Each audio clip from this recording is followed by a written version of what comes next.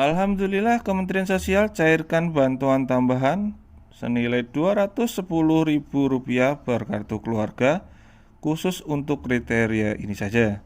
Nah, apakah bantuan tunai atau bantuan non tunai? Mari kita simak bersama-sama seperti apa informasinya setelah intro berikut ini.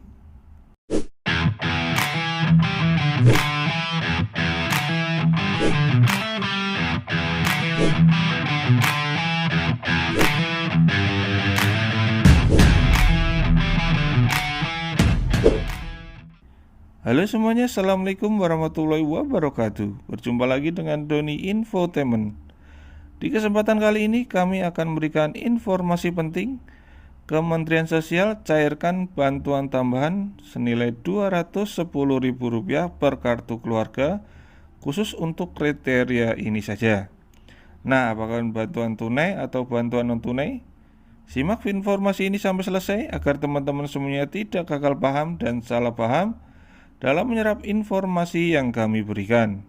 Dan bagi teman-teman yang baru bergabung di channel ini, alangkah baiknya untuk subscribe dan menyalakan lonceng notifikasinya agar nantinya teman-teman semuanya bisa mendapatkan informasi terupdate dan terbaru dari kami tentang bermacam-macam program pemerintah dan bantuan sosial dari pemerintah.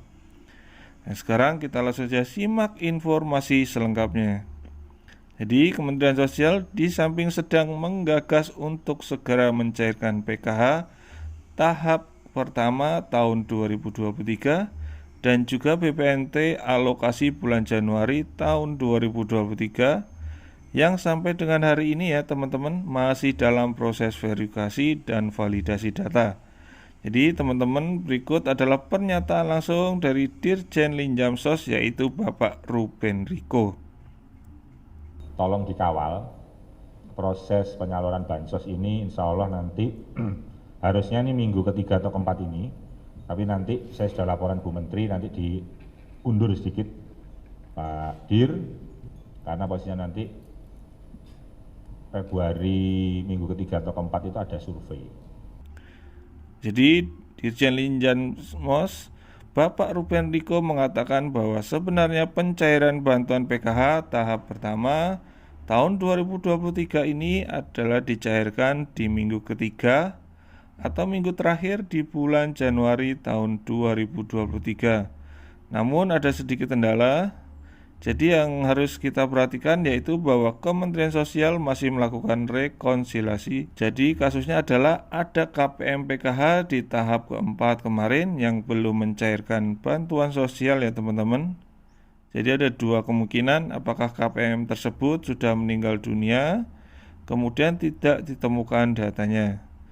Kemudian teman-teman ada KPM yang terindikasi anomali atau data di DTKS dengan data Dukcapil tidak sama, sehingga tidak terjadi pencairan atau tidak tersalurkan bantuan sosial PKH di tahap 4 kemarin.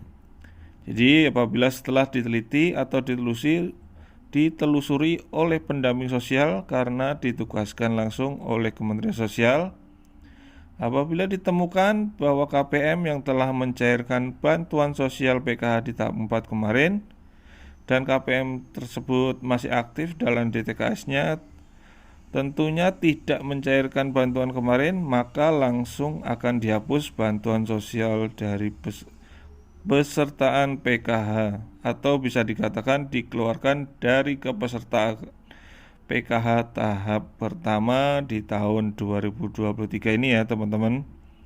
Jadi apabila sudah punya SK penerima, maka para KPM PKH mohon segera ambil bantuan sosial, baik nanti dicairkan melewati kartu KKS Merah Putih ataupun dicairkan melalui PT Pos Indonesia ya teman-teman.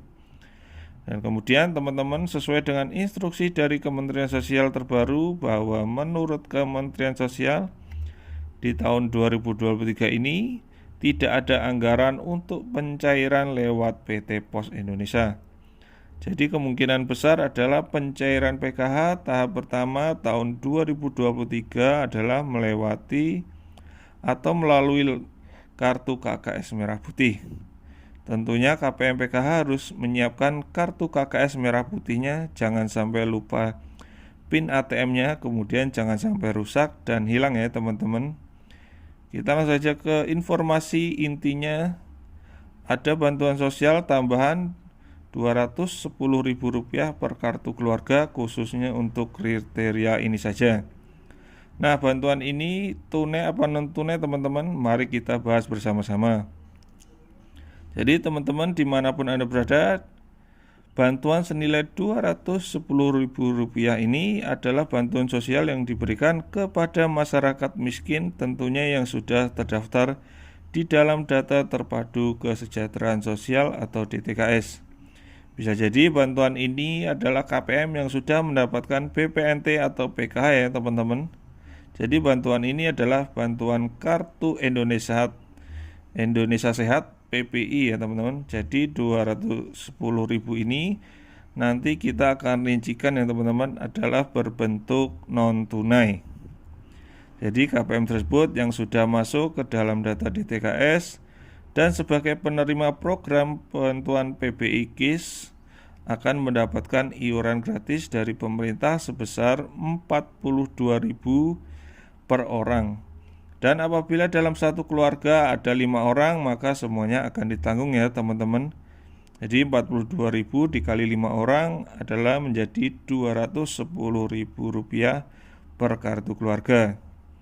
Jadi apakah bantuan tersebut bisa dicairkan? Bantuan Kartu Indonesia Sehat ini tidak bisa dicairkan ya teman-teman.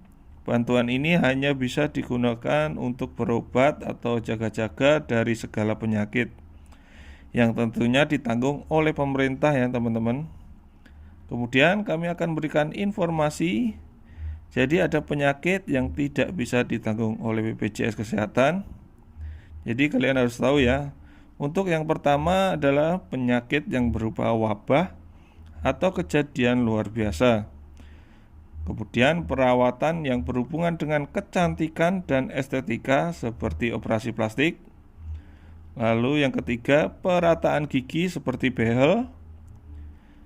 Penyakit akibat tindak pidana seperti penganiayaan atau kekerasan seksual. Yang kelima, penyakit atau cedera akibat sengaja menyakiti diri sendiri atau usaha bunuh diri. Yang keenam, penyakit akibat konsumsi alkohol atau ketergantungan obat. Lalu yang ketujuh, pengobatan mandul atau infertilitas. Yang kedelapan, penyakit atau cedera akibat kejadian yang tidak bisa dicegah seperti tawuran. Yang kesembilan, pelayanan kesehatan yang dilakukan di luar negeri. Ke-10, pengobatan dan tindakan medis yang dikategorikan sebagai percobaan atau eksperimen. Kemudian yang ke-11, pengobatan komplementer alternatif dan tradisional yang belum dinyatakan efektif berdasarkan penilaian teknologi kesehatan. Kemudian yang ke-12, alat kontrasepsi. Yang ke-13, perbekalan kesehatan rumah tangga.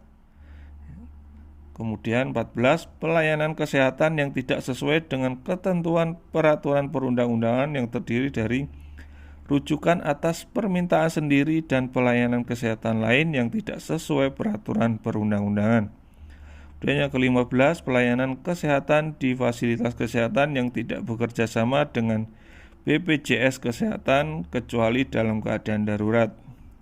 Yang ke-16, pelayanan kesehatan terhadap penyakit atau cedera akibat kecelakaan kerja atau hubungan kerja yang telah dijamin oleh program jaminan kecelakaan kerja atau menjadi tanggungan pemberi kerja.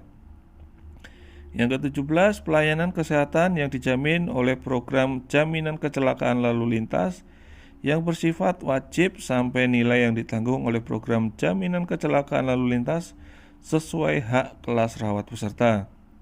Kemudian pelayanan kesehatan tertentu yang berkaitan dengan Kementerian Pertahanan, Tentara Nasional Indonesia atau TNI, dan juga Polri. Kemudian pelayanan kesehatan yang diselenggarakan dalam rangka bakti sosial. Yang ke-20, pelayanan yang sudah ditanggung dalam program lain. Kemudian yang terakhir, pelayanan lainnya yang tidak ada hubungannya dengan manfaat jaminan kesehatan yang diberikan. Jadi itu teman-teman yang tidak bisa ditanggung oleh BPJS Kesehatan harus kalian pahami agar nantinya ketika berobat kalian tidak bingung lagi. Apakah penyakit tersebut bisa ditanggung oleh BPJS Kesehatan atau tidak? Jadi itulah teman-teman bahwa bantuan sosial Rp210.000 adalah bantuan PBI KIS ya teman-teman. Semoga bermanfaat untuk kita semua dalam menanggulangi kesehatan kita ya. Terima kasih sudah menonton videonya, semoga informasi ini bermanfaat. Sampai jumpa di video berikutnya. Wassalamualaikum warahmatullahi wabarakatuh.